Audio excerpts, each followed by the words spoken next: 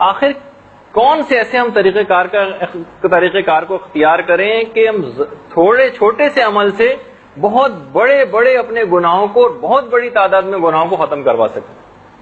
دیکھیے یہ جو استغفار ہے، استغفار کے متعلق کچھ استغفار ایسے ہیں جو میں ابھی آپ کی خدمت میں پیش کر رہا ہوں، جو علماء نے بتائے ہیں، اور اس کے اوپر آپ عمل کرنے کی کوشش کریں. یہ جو ہمارے ہزاروں لاکھوں کروڑوں گناہ ہیں، اسی استغفار کے نتیجے میں معاف ہو سکتے ہیں، اور خود بخود معاف ہوتے رہیں گے اگر آپ ان کے اوپر عمل کرتی رہیں. نمبر 1، الاستغفار بعد صلاۃ العصر، نماز عصر کے بعد استغفار پڑھنا. امام صادق علیہ الصلوۃ والسلام یہ بات بیان فرماتے ہیں کہ جو شخص بھی نماز عصر کے بعد استغفار کو پڑھے گا اور 70 مرتبہ استغفر اللہ ربی واتوب الیہ پڑھے گا، یا صرف استغفر اللہ بھی 70 مرتبہ عصر کی نماز کے بعد، غفر اللہ لہ 700 ذنب، خدا اس کے 70,000 گناہ اسی وقت معاف کر دے گا. نماز عصر کے بعد 70 مرتبہ صرف استغفر اللہ کہنا 70,000 گناہوں کو معاف کرواتا ہے. دیکھیے کیونکہ گناہوں کا ایک ایسا انبار ساری زندگی میں ہم جمع کرتے ہیں، اسی وجہ سے اتنا زیادہ ان چیزوں کا ثواب بھی بتایا گیا ہے. ایک تو استغفار ہو گیا. یہ دوسرا استغفار ہے الاستغفار دبر کل فریضۃ. پانچویں امام محمد باقر علیہ الصلوۃ والسلام بیان فرماتے ہیں کہ جو شخص بھی ہر نماز کے بعد پہلو بدلے بغیر استغفر اللہ الذی لا الہ الا هو الحی القیوم ذو الجلال والاکرام واتوب الیہ پڑھے، جو آپ تعقیبات نمازیں پڑھتی بھی ہوں گی، صرف 3 دفعہ یہ جملہ پڑھ لینا تمام گناہ اس کے معاف کر دیتا ہے، خواہ وہ سمندر کے برابر کیوں نہ ہو. یہ دوسرا طریقہ ہے، استغفر اللہ الذی لا الہ الا هو الحی القیوم ذو الجلال والاکرام واتوب الیہ. ہر نماز کے بعد صرف 3 دفعہ پڑھنے سے پانچویں امام فرماتے ہیں کہ نماز پوری زندگی کے گناہ. دیکھیے ہم اس میں آپ وہ یاد رکھیے کہ ہم کس موضوع کے تحت گفتگو کر رہے ہیں کہ گناہ جو ہیں یہ سوء خاتمہ کی طرف لے جاتے ہیں. تو اگر ہم استغفار ساتھ ساتھ کر کے اس کو مٹاتے جائیں تو یہ خود بخود ہمیں وہ خطرہ ٹلتا جائے گا. نمبر 3، الاستغفار عند القیام من ای مجلس. چھٹے امام یہ بات بیان فرماتے ہیں کہ پیغمبر اسلام جب بھی کسی محفل سے اٹھتے تھے اس وقت تک نہیں اٹھتے تھے جب تک کہ 25 مرتبہ استغفر اللہ نہ پڑھ دیں. 25 مرتبہ پیغمبر اسلام استغفار پڑھتے تھے، اس کے بعد کسی بھی مجلس سے اٹھتے تھے، کسی بھی جگہ سیٹنگ ہم کہیں گئے ہوئے ہیں، کیونکہ اس دوران جتنے بھی ظاہر ہے کہ زیادہ تر گناہ اس وقت ہی ہوتے ہیں کہ جب ہم لوگوں کے ساتھ مجالست کر رہے ہوتے ہیں. پیغمبر اسلام کی سیرت یہ تھی کہ 25 مرتبہ کم سے کم اٹھنے سے پہلے ضرور استغفر اللہ پڑھتے تھے. نمبر 4، الاستغفار 100 مرہ عند النوم. سوتے وقت 100 مرتبہ استغفار پڑھنا. چھٹے امام یہ بیان فرماتے ہیں کہ اگر کوئی شخص سوتے وقت 100 مرتبہ استغفار پڑھ لے گا تو جس وقت وہ جاگے گا اس کے ذمہ ایک گناہ بھی باقی نہ ہوگا، ایک گناہ بھی اس کے ذمہ باقی نہ ہوگا. اور اس کے بعد ایک اور استغفار ہے جس کا تو ذکر قرآن کے اندر آیا ہے، الاستغفار فی السحر. صبح سویرے استغفار کرنا. والمستغفرین بالاسحار یا وبالاسحار هم یستغفرون. سورہ زاریات کے اندر جو ہے ایسے لوگوں کی بہت تعریف بیان کی گئی ہے جو صبح کے وقت استغفار کرتے ہیں، سحر کے وقت. اچھا ایک دفعہ میں نے بہت پہلے ذکر کیا تھا کہ سحر کا یہ جو سحر خیزی اور سحر کا جو وقت ہے وہ اصل میں نماز فجر سے تقریباً 1 گھنٹے پہلے کا، یعنی جس کو صحیح وقت سحر کہا جائے گا جس کے اندر عبادتیں انجام دینی ہوتی. تو یہ کچھ ایسے استغفار ہیں کہ جس سے خود بخود آپ کے گناہ جھڑتے رہتے ہیں. اس کے علاوہ ایک استغفار اور ہے، دیکھیے استغفار کی شکلیں. یہ جتنی آپ نمازیں یومیہ پڑھتی ہیں خود استغفار ہے۔ روایت میں کہ جو روزانہ 5 مرتبہ دن میں نہائے اور غسل کرے، کیا اس کے جسم پر کبھی کوئی کدورت اور گندگی اور میل باقی رہے گا؟ نہیں۔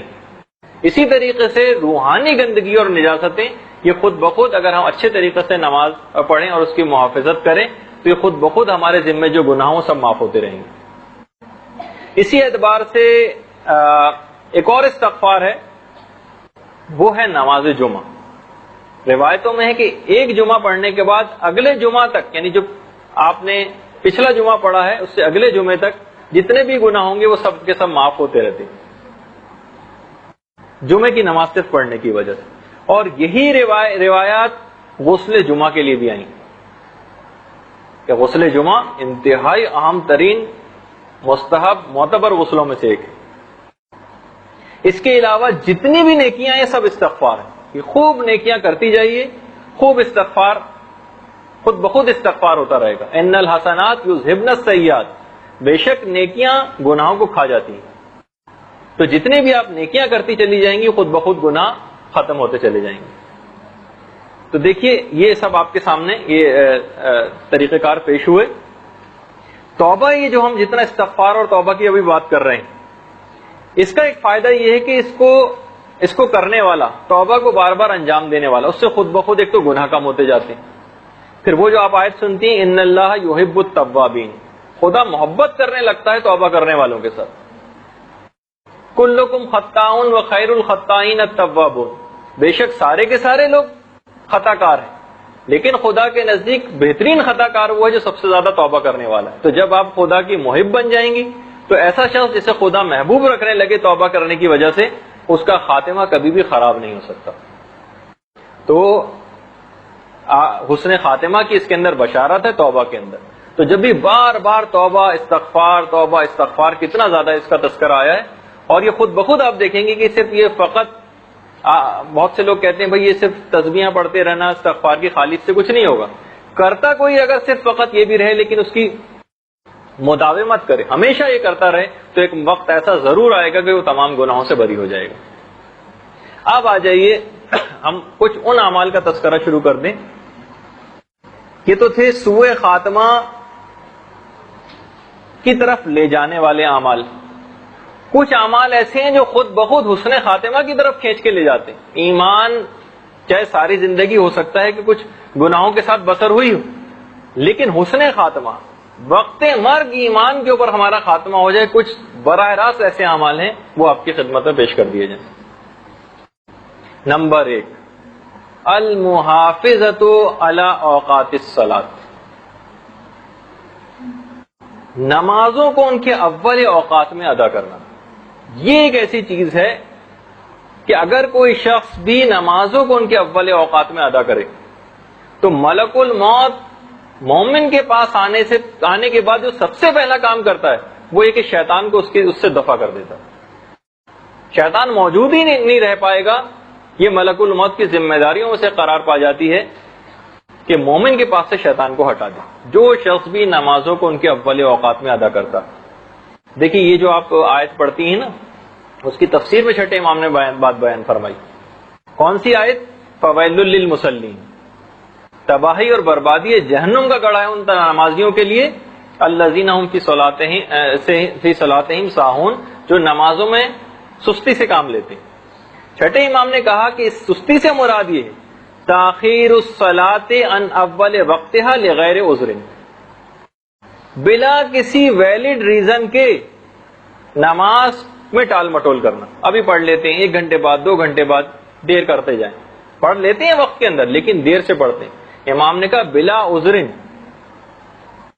لغیر عذر، بغیر کسی عذر کے تاخیر الصلاۃ عن اول وقت، اول وقت سے تاخیر کر کے پڑھنا، یہ اس کے اندر اس آیت کی تفسیر میں امام نے بات بیان فرمائی۔ دیکھیے ایک اور بھی بات ہے کہ اصل میں یہ جو نمازوں کو اول وقت پہ ادا کرنا جو ہے نا، یہ تعظیم حق مولا ہے، یہ انتہائی ادب اور شدت شوق و محبت کی علامت ہے پروردگار سے، جو شخص بھی اول وقت میں نماز پڑھتا ہے۔ اور جو بلا عذر دیر کرتا ہے، اس کے معنی ہے کہ اس کو خدا سے دلچسپی نہیں ہے۔ اور اندرونی طور پر اس کو ایک ریپلجن محسوس ہو رہی ہے، یعنی کراہیت سی ہو رہی ہے نماز پڑھتے، اس وجہ سے وہ ٹالتا ہے. تو بہرحال یہ جو آپ قرآن کی آیت بھی پڑھتی ہیں، یا ایھا الذین آمنوا لا تلھکم اموالکم ولا اولادکم، بہرحال مال اور اولاد کے اندر مشغول ہو کر ذکر خدا سے غافل ہو جانا، اس کی بڑی جاب کی وجہ سے، ملازمت کی وجہ سے، ان تمام چیزوں کی وجہ سے اپنے آپ کو پیچھے کرتے چلے جانا اور نماز کو ٹالتے جانا، یہ بہرحال اس کے اندر آ جائے گا کہ ہم نماز کے اندر سستی سے کام لے رہے ہیں. اور یہ بھی اماموں نے بہت زیادہ اس بات کی تاکید فرمائی کہ ہمارے شیوعوں کو کچھ خاص اوقات میں آزماؤ. اس میں ایک ہے نمازوں کے اوقات میں ان کو آزماؤ. جتنی وہ نمازوں کی محافظت کرتے ہیں اس سے پتہ چلے گا کہ کتنے پائے کے شیعہ ہیں. تو پہلی چیز یہ ہوئی نمازوں کو ان کے اول اوقات میں ادا کرنا. یہ خود بخود حسن خاتمہ کی طرف لے جائے گا کیونکہ شیطان کو دور کر دیا جائے گا آپ سے. اس کے بعد نمبر 2، دوام تسبیح زہرا صلوات اللہ علیہا.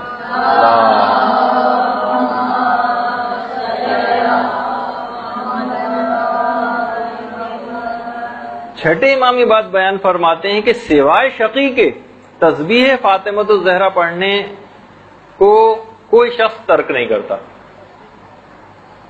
اس التزام کو سوائے شقی کے کوئی ترک ہی نہیں کرتا ہے. تو خدا کا شکر کہ بہرحال یہ چیز مومنین کے اندر رائج ہے. اور یہ بھی فرمایا کہ اس کو پڑھنے والا ہمیشہ سعید رہے گا. سعید، سعادت یافتہ، حسن خاتمہ کی بشارت ہے اس کے اندر. تسبیح حضرت زہرا کو پڑھنے والا، اس کا خاتمہ بالکل ٹھیک اور بخیر ہوگا. نمبر 3، التختم بالعقیق، عقیق کی انگوٹھی پہننا. عقیق کے اندر تو واقعی ایسے فضائل اور برکات ہیں کہ دنیا اور آخرت کی گویا ہر چیز کے اوپر اس کے اثرات ہیں. دنیا کے اثرات جو روایات کے اندر مذکور ہیں، ایک تو فقر و فاقہ سے وہ شخص محفوظ رہتا ہے. دوسری بات یہ کہ یہ بہت مبارک ثابت ہوتا ہے. تیسری چیز یہ کہ اس سے غم و حزن، جو بھی شخص اس کو پہنتا ہے اس کو غم و حزن اور ڈپریشن سے وہ محفوظ رہے گا. ہر قسم کی بلاؤں سے بھی محفوظ رہے گا. اور جس شخص سے بھی اس کو خوف محسوس ہوگا اس سے وہ امان میں رہے گا. سوائے خیر کے وہ کوئی چیز نہ دیکھے گا. اور ہر سفر میں بھی امان میں رہے گا. باقاعدہ معصومین کے پاس لوگ آتے ہیں کہ مولا ہم نے فلاں جگہ ویرانے کے اندر ایک شخص کی لاش پڑی دیکھی. امام نے کہا کہ جاؤ جا کر دیکھ کر آؤ کہ اس کے ہاتھ میں عقیق کی انگوٹھی ہے یا نہیں. لوگوں نے آ کے بتایا کہ نہیں مولا عقیق کی انگوٹھی تو نہیں تھی. کہا کہ اگر اس کے ہاتھ میں عقیق ہوتا تو اس طرح سے نہ مارا جاتا. ایکسیڈنٹل اموات سے بھی بہرحال یہ بچاتا ہے. اور بہت سی روایت میں تو یہاں تک بات آئی ہے کہ وہ ہاتھ جس میں عقیق کی انگوٹھی ہوگی وہ ہاتھ کٹنے سے اور خون نکلنے سے محفوظ رہے گا. اور وسعت رزق اور حاجت براری کے لیے بھی بہت زیادہ مجرب ہے عقیق کا پہننا. اچھا، اب یہ تو دنیا کی باتیں تھیں عقیق سے متعلق. آخرت کی باتوں میں سے ایک فوائد میں سے ایک یہ کہ تو نفاق سے وہ شخص بری ہو جاتا ہے، منافقت اس میں سے ختم ہو جاتی. دوسرا، حسن خاتمہ کی بشارت اس کو ملے گی. حسن خاتمہ یہ بھی ہے روایت میں. دیکھیے ہم حسن خاتمہ ہی کو تو بیان کر رہے ہیں نا. اور خدا کو وہ ہاتھ اٹھا ہوا دعا کے لیے بہت پسند ہے کہ جس ہاتھ میں عقیق ہو، وہ یعنی دعا وہ اس کی ضرور قبول ہو جائے گی. اس ہاتھ کو جہنم کی آگ چھو نہ سکے گی جس ہاتھ میں وہ عقیق پہنتا تھا. اور ایک رکعت نماز عقیق کی انگوٹھی کے ساتھ بغیر عقیق کی انگوٹھی پہنے 1000 رکعت نماز سے افضل. فروع کافی میں بھی، ثواب الاعمال میں بھی یہ بہت زیادہ روایتیں سلسلے میں آئی ہیں. باقاعدہ کچھ لوگوں نے آ کر معصومین سے ڈاکوؤں کی بھی شکایت کی تھی. آج کل بھی خیر ڈاکو جگہ جگہ ہیں. تو امام نے معصوم نے کہا کہ تم عقیق کیوں نہیں پہنتے، کیونکہ ہر بلا سے انسان کی حفاظت کرتا. اچھا، ایک اور چیز ہے کہ جو چوتھے امام نے ایک الگ سے چیز بتائی کہ اگر پیغمبر اسلام کا نام اور مولا کا نام عقیق کی انگوٹھی کے اوپر کندہ کروا دیا جائے، یعنی اس طرح سے اگر لکھا ہو مثلا محمد پھر آگے نبی اللہ یا پھر وہ علی ولی اللہ، اس طرح سے بھی اگر لکھوا دیا جائے تو وہ بری موت سے چوتھے امام کہتے ہیں کہ وہ شخص محفوظ رہے گا اور وہ ہمیشہ دین فطرت ہی کے اوپر مرے گا.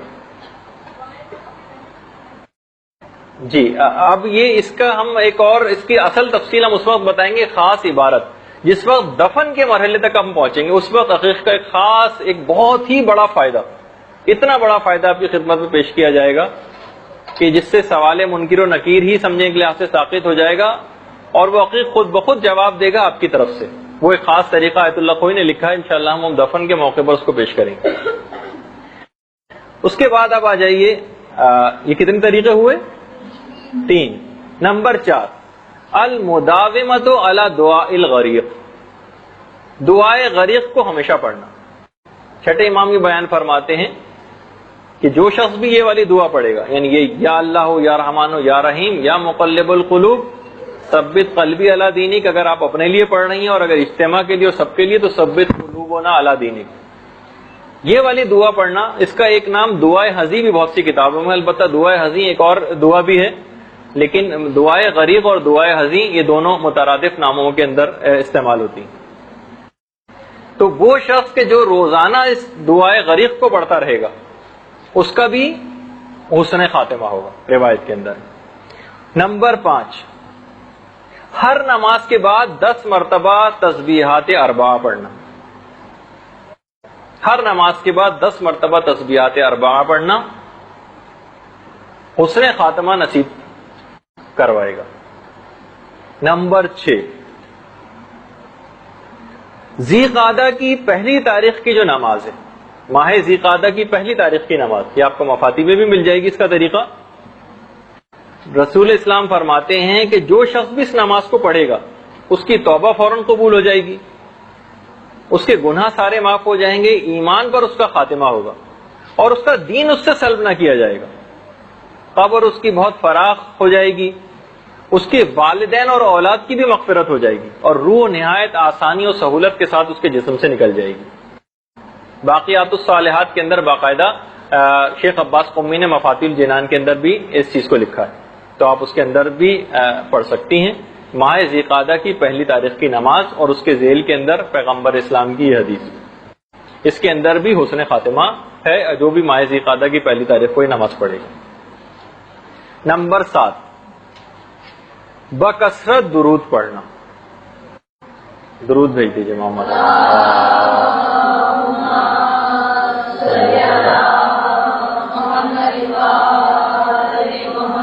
وہ واقعہ یاد کیجیے جب ہم نے حج کے سلسلے کا ایک بیان کیا تھا کہ جو ہر شخص جس میں سے وہ شخص ہر وقت درود ہی پڑھتا رہتا تھا، اس کے اندر بھی یہ بات آئی تھی کہ اس کا خاتمہ خراب ہو رہا تھا اس کے باپ کا، لیکن پیغمبر اسلام کی آواز آئی تھی کہ تو ہر وقت ہم پر درود پڑھتا تھا کثرت سے، آج اس کی جزا کا وقت آ گیا۔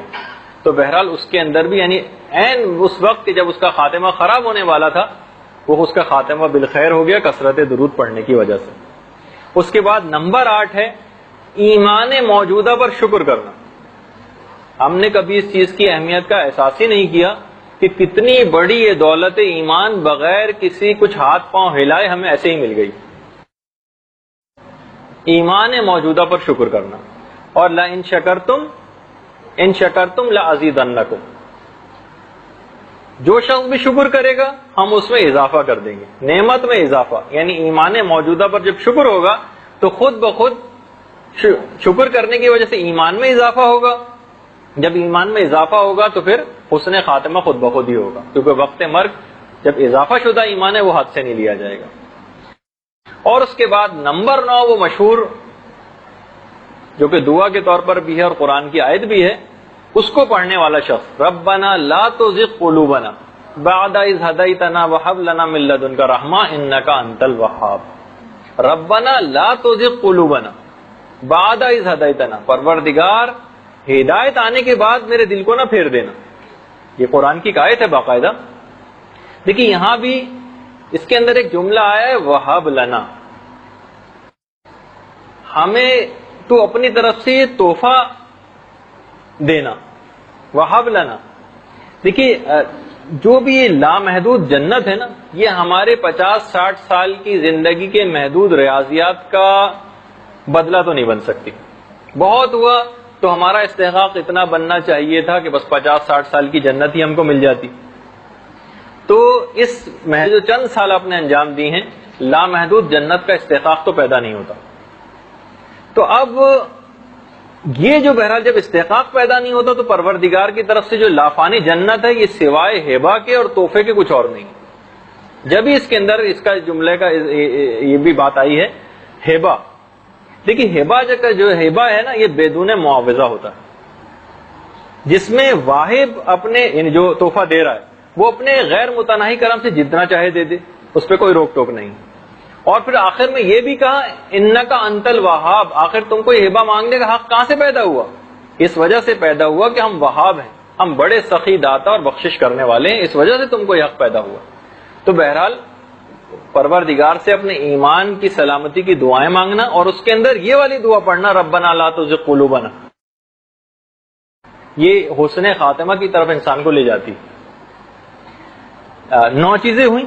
10ویں چیز اب ہم بہت تیزی کے ساتھ اس کو بس مکمل کرتے جا رہے ہیں. 10ویں چیز ہے سورہ محمد کی تلاوت کرنا. درود بھیج دیجیے محمد اللہ.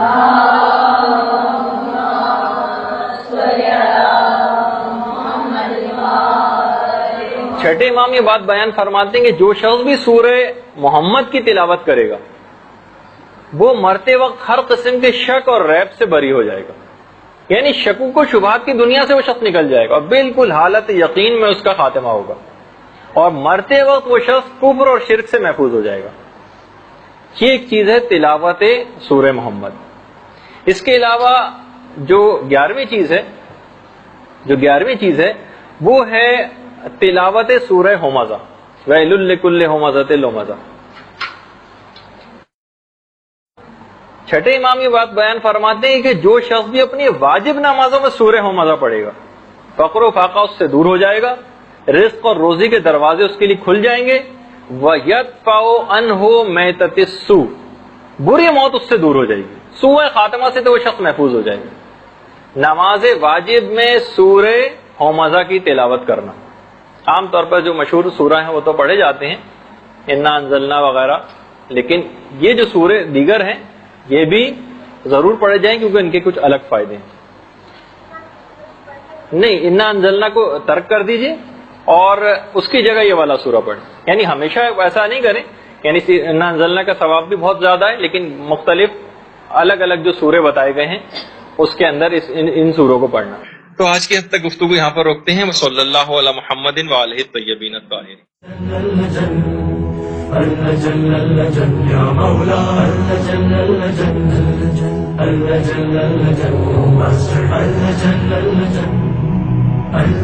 يا صاحب السماء